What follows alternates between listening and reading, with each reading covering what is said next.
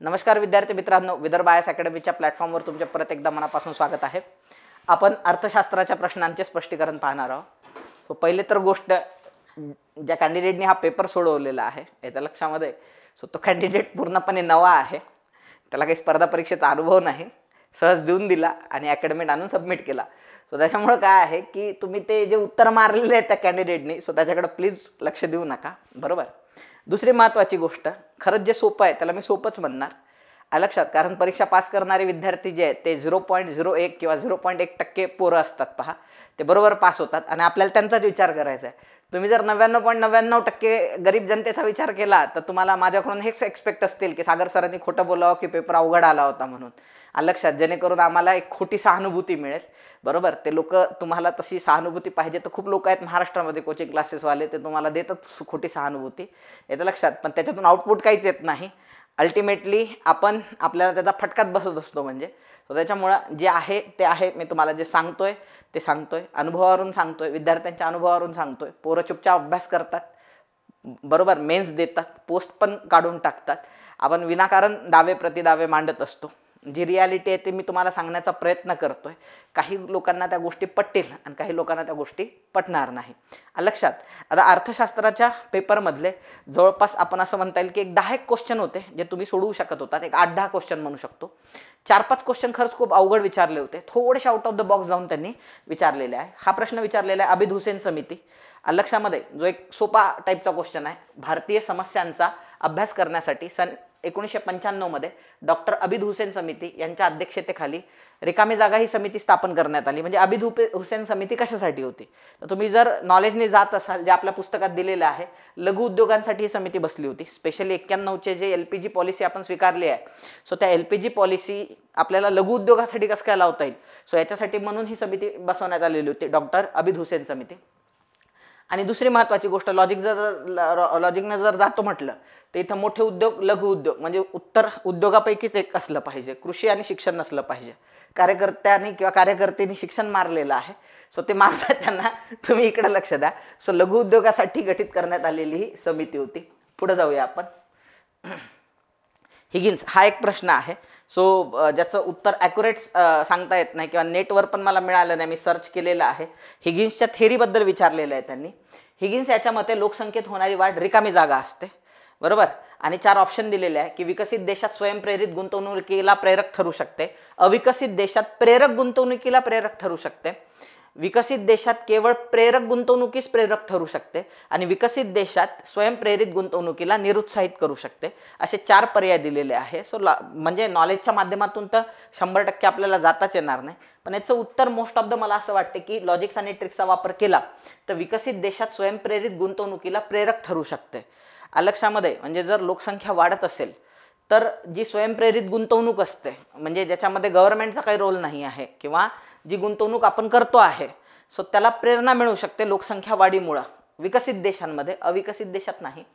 त्याच्यामुळे प्रश्नाचं उत्तर हे असलं पाहिजे लक्षामध्ये, केवळ असलं पाहिजे असा आपण अंदाज लावू शकतो। एक्झॅक्ट जसं मी अबिद हुसेन कमिटीबद्दल तुम्हाला सांगितलेलं आहे, तसं याच्याबद्दल नाही सांगता येणार आपल्याला, बरोबर, कारण ह्याच्यासाठी मटेरियल अवेलेबल नाही आहे। आता आयोग जे उत्तर देईल तेच मटेरियल राहील। म्हणजे पुढे जाऊया। कर्मचारी भविष्य निर्वाह निधी कायदा हा कधीचा आहे? 6/1952। परत एकदा कार्यकर्ती किंवा कार्यकर्त्याच्या उत्तरावर जाऊ नका तुम्ही, 1952 त्याचं उत्तर आहे। 1952ला तो कायदा झाला होता।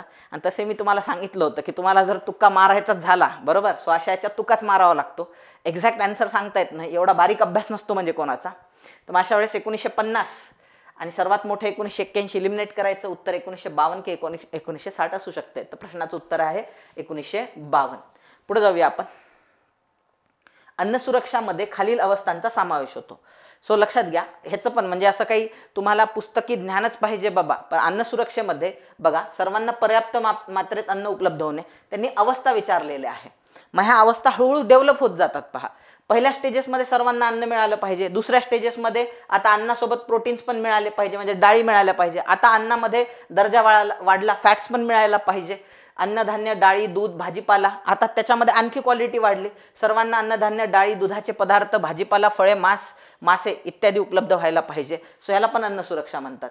तुम्ही पाहिलं असेल आता की आधी दारिद्र्य निर्मूलनासाठी ज्या समित्या बसवल्या जायच्या त्या फक्त कॅलरीजचा विचार करायचा. आता रिसेंटमध्ये जी बसली होती रंगराजन समिती, त्यांनी ह्या सगळ्या गोष्टींचा विचार केलेला आहे. कारण अन्न सुरक्षा आता हळूहळू ब्रॉडर होत चाललेली आहे. फक्त खायला भेटणे म्हणजे अन्नाची गरज भागवणे म्हणजे अन्न सुरक्षा नव्हे. आता अन्न हे क्वालिटेटिव्ह असलं पाहिजे. त्या अन्नामधून तुम्हाला कॅलरीज सोबत फॅट्स आणि प्रोटीन्स पण मिळाले पाहिजे. त्यामुळे ABCD हे या प्रश्नाचं उत्तर असलं पाहिजे. पर्याय क्रमांक 4 हे उत्तर असलं पाहिजे. पुढे जाऊया आपण.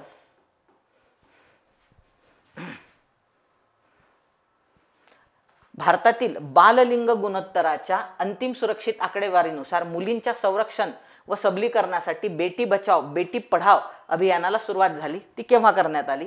सो हे अभियान हा रिपीट झालेला आहे. कंबाईनला याच्या आधी पण हा प्रश्न विचारलेला आहे मेन्समध्ये, राज्यसेवेच्या मेन्समध्ये पण येऊन गेलेला आहे. 22 जानेवारी 2015ला बेटी बचाओ बेटी पढाओ योजना सुरू झाली होती.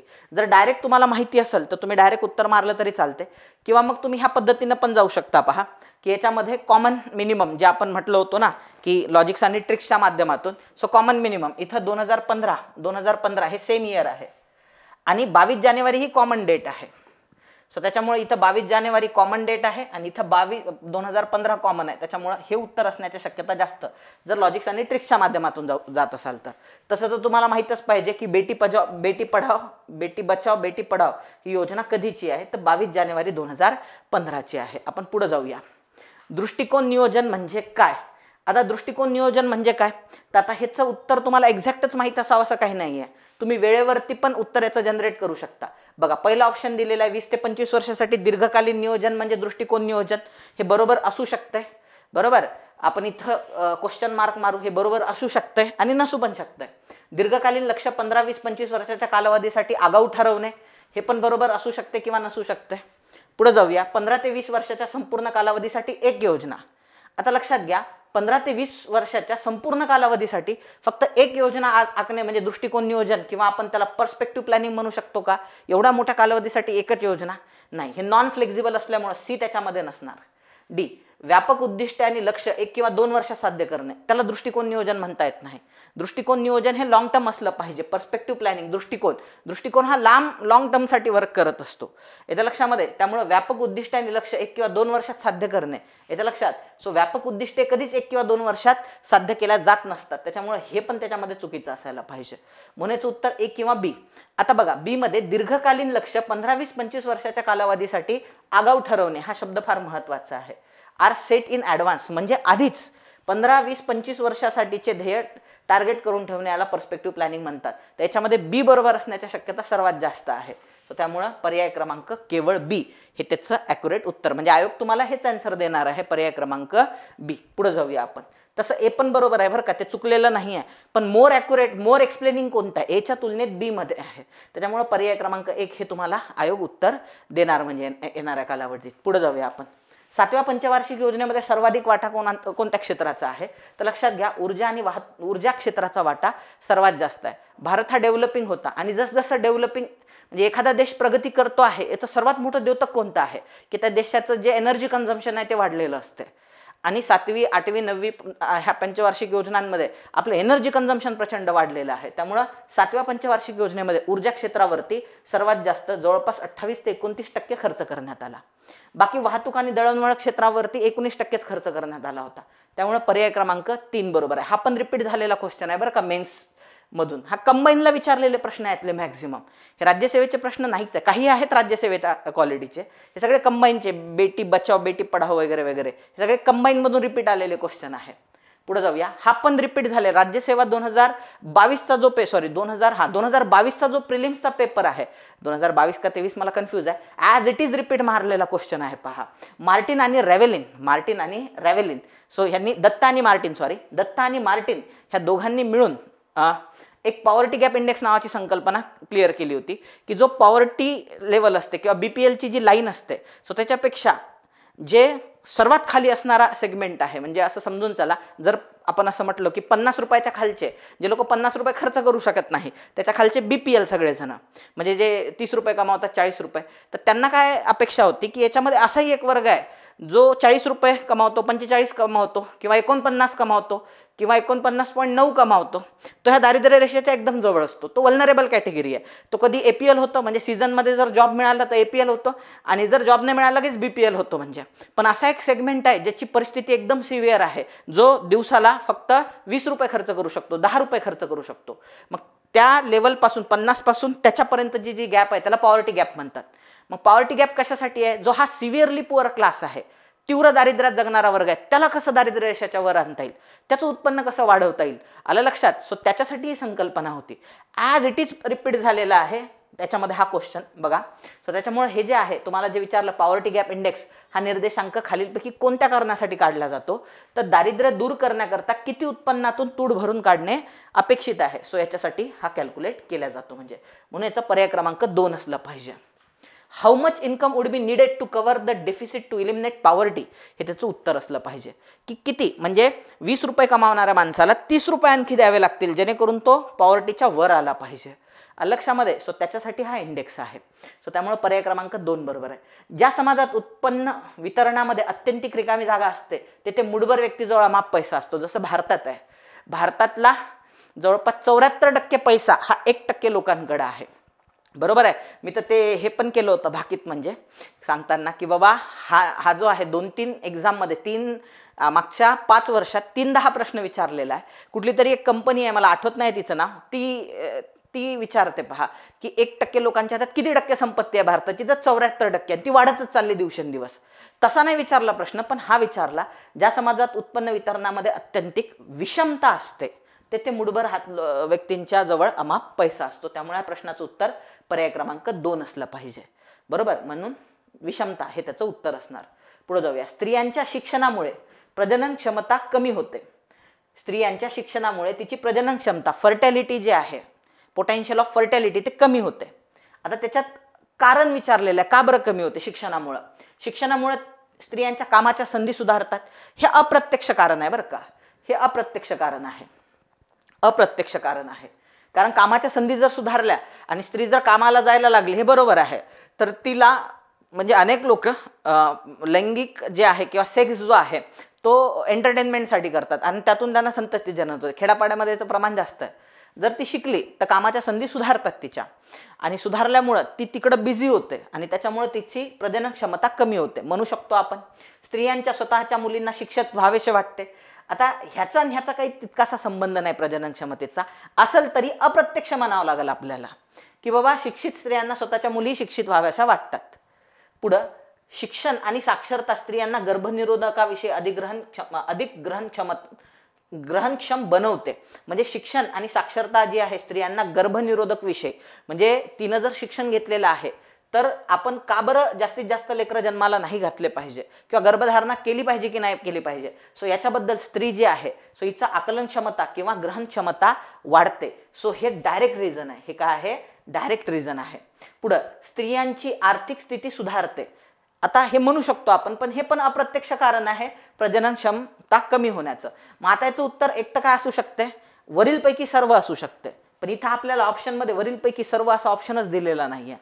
मग याच्यामध्ये जे डिरेक्ट आहे की प्रजनन क्षमता डायरेक्ट कशी कमी होते, तर डिरेक्ट एकच कारण आहे, ते म्हणजे सी. आणि इथं पर्याय क्रमांक केवळ सी त्या ठिकाणी असायला पाहिजे.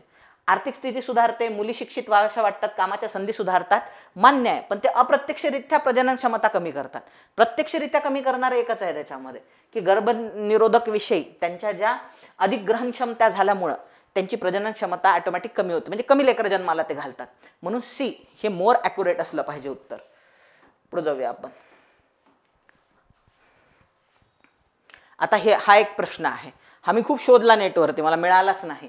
अर्थशास्त्र हे कुबेराची पूजा करणारे शास्त्र अशी टीका कोणी केली? तर ना याच्यात लॉजिक लागत नाही, याच्यात ट्रिक्स न जाता आहेत तुम्हाला. कॉमन तर कोणीच आलेलं नाही आहे, सगळ्यांचे एकदाच नाव आलेलं आहे. कॉमन मिनिममनी पण नाही जाऊ शकत. त्याचे उत्तर कार्लाइन आणि रस्किन असू शकते. का बरं असू शकते? कारण आता मला माहीत नाही एक्झॅक्टली की हेच उत्तर आहे का म्हणून, पण कार्लाइन आणि रस्किन म्हणजे स्पेशली कार्लाइल ह्यांनी काय केलेलं आहे, सायन्स ऑफ हे म्हटलेलं आहे त्यांनी, ॲपथी म्हणू शकतो आपण, किंवा सायन्स ऑफ डिसमल म्हटलेलं आहे. म्हणजे आपण म्हणू शकतो की अर्थशास्त्र हे एक निराशाजनक शास्त्र आहे असं त्यांनी म्हटलं होतं. आणि त्यांनी काय केलेलं आहे, जे निग्रिटो लोक असतात किंवा भारतातले जे असे सावळे लोक आहे, सो त्यांना त्यांच्या अर्थशास्त्रावर ह्यांनी प्रचंड टीका केलेली आहे. त्याच्यामुळे हा कदाचित म्हणू शकतो अर्थशास्त्र एक कुबेराची पूजा करणारे शास्त्र आहे भारतीय लोकांकडे पाहून, की यांना अर्थशास्त्र शिकवलं तरी हे काय करतील, कुबेराची पूजा करत बसतील, शिकणार नाही त्याच्यावरून. सो असूच शकतंय, बाकी काही गॅरंटी नाही, याचं कोणतं पण उत्तर आयोग देऊ शकतंय. कार्लाइन आणि रस्किन पाहू आता आपण आयोग काय देते ते. माझ्याकडे याचं गॅरंटेड उत्तर नाही आहे पोरांनो. 12व्या पंचवार्षिक योजनेच्या उद्दिष्टामध्ये किंमत वाढीचा दर किती टक्के स्थिर ठेवणे आवश्यक होते, हे मी ते मटेरियल पण डाउनलोड केलं, त्याच्यात पण मला सापडलं नाही आहे की 12व्या पंचवार्षिक योजनेमध्ये किंमत वाढीचा दर किती मेंटेन ठेवणं गरजेचं आहे. आता याचं उत्तर जे आहे ते सर्वात मोठी रेंज आहे 3.5 ते 5%, तर कदाचित हे असू शकते. आता आयोग काय देईल सो ह्याच्यावरती पूर्ण ते अवलंबून आहे. असे 3-4 प्रश्न आहे याच्यामध्ये, सो ज्याचं एक्झॅक्ट आन्सर सांगता येत नाही. एक आधीच गेला, हे 2 आहे. आणि आणखी एक प्रश्न आहे, ऊर्जेच्या निर्मितीमध्ये पर्यावरणाच्या ऱ्हासापेक्षा या विकासाला जास्त प्राधान्य दिले जाते, तर मानवी विकासाला प्राधान्य दिले जाते. का? कारण ऊर्जेच्या निर्मितीमध्ये पर्यावरण ऱ्हासापेक्षा जर मानवी विकास चांगला झालेला असेल तर ऊर्जा निर्मिती तो अशा पद्धतीने करेल की पर्यावरणाचा ऱ्हासच होणार नाही. सो त्याच्यामुळे उत्तर त्याचं काय असलं पाहिजे, मानवी विकासाला जास्त प्राधान्य दिले जाते. म्हणजे पर्याय क्रमांक 1 बरोबर आहे. पुढे जाऊया आपण. सापेक्ष दारिद्र्य म्हणजे काय? सोपं आहे. सापेक्ष दारिद्र्य आणि निरपेक्ष दारिद्र्य. सापेक्ष म्हणजे काय, जिथं उत्पन्नाची कंपॅरिझन केल्या जाते. एक ॲव्हरेज इन्कम काढल्या जाते, समजा 2 लाख आहे आपल्या देशाचं, त्याच्यावर सगळे APL, खालचे सगळे BPL, ह्याला सापेक्ष दारिद्र्य म्हणतात. म्हणजे याच्यात श्रीमंत आणि गरिबांचं कंपॅरिझन केलेलं आहे. आणि निरपेक्ष दारिद्र्य म्हणजे काय, ज्यात तुम्हाला किती रिक्वायरमेंट आहे रोज जगण्यासाठी. समजा तुम्हाला जगण्यासाठी अन्न, वस्त्र, निवारा, आरोग्य, शिक्षण पाहिजे आहे, ते जर तुम्ही मिळवू शकले तर तुम्ही APL आहे, नाही मिळू शकत असाल किंवा ते मिळवण्यासाठी खर्च करू शकत नसाल तर तुम्ही BPL आहेत. मग हे कोणतं झालं, निरपेक्ष दारिद्र्य. आपल्याला विचारले सापेक्ष, तर मग इथं सरळ सरळ ऑप्शन आहे, 2 उत्पन्न गटाची तुलना करून अल्प उत्पन्न गट दारिद्र्यात येतो. पर्याय क्रमांक C हे तुमचं उत्तर असलं पाहिजे, केवळ C हे तुमचं उत्तर असलं पाहिजे. पुढे जाऊया आपण. गुन्नार मिर्डल यांच्या मते आर्थिक विकासात सरकारची भूमिका पुढीलपैकी असते. म्हणजे सो सरकारची भूमिका जी आहे, नॉर्मली जर आपण पाहिलं तर effecting the spread effect by neutralizing backward effect. सरकारने काय केलं पाहिजे गुन्नार मिर्डल याच्या मते इकॉनॉमिक डेव्हलपमेंटसाठी, सो गव्हर्नमेंटने हेच केलं पाहिजे की स्प्रेड इफेक्टला चालना दिली पाहिजे आणि कमी करायला पाहिजे बॅकवर्ड इफेक्ट, म्हणजे मागं खेचणाऱ्या इफेक्टला न्यूट्रलाइज करायला पाहिजे. तर पर्याय क्रमांक A हेच उत्तर असलं पाहिजे. सो मला असं वाटते हे तुमच्या अर्थशास्त्राचे स्पष्टीकरण होते. म्हणजे सर्व प्रश्नांचं हे स्पष्टीकरण होतं. 50 प्रश्न लक्षामध्ये. म्हणजे याच्यामधले जवळपास आपण 15 पैकी जर पकडलं तर 5 एक क्वेश्चन असे होते जे भयानक चॅलेंजिंग होते, जे तुमचे चुकले नाही जरी बरोबर आले तर काही टेन्शन घ्यायचं नाही, ते पूर्ण महाराष्ट्राचे चुकणार आहे. आणि त्यातले जर काही खेचून आणता आलेच तुम्हाला तर मग तर काही पाहायचं काम नाही, म्हणजे सोने पे सुहागा आहे. पण लक्षात घ्या, ते 5 बरोबर येऊ न येऊ ते मेरिट ठरवतच नाही. हे 10 नाही चुकले पाहिजे आपले जवळपास. जसं मी तुम्हाला 12-13 म्हटलं होतं इतिहासाच्या बाबतीमध्ये, हे चुकले नाही पाहिजे आपले. हे चुकले की मग तुमचे मेरिटमधून बाहेर पडण्याच्या शक्यता वाढतात. आणि त्यात जर व्हॅल्यू ॲडिशन होत असेल की बाबा सागर सर 8-10 म्हटले आणि मग आपले बरोबर 12 आले तर तुमचे परत एकदा म्हणजे सिलेक्शनचे चान्सेस वाढत जातात त्या विषयामध्ये. असं ते गणित असते. म्हणजे सो भेटूया आपण लवकरच विज्ञानाच्या स्पष्टीकरणामध्ये. तोपर्यंत धन्यवाद. जय हिंद.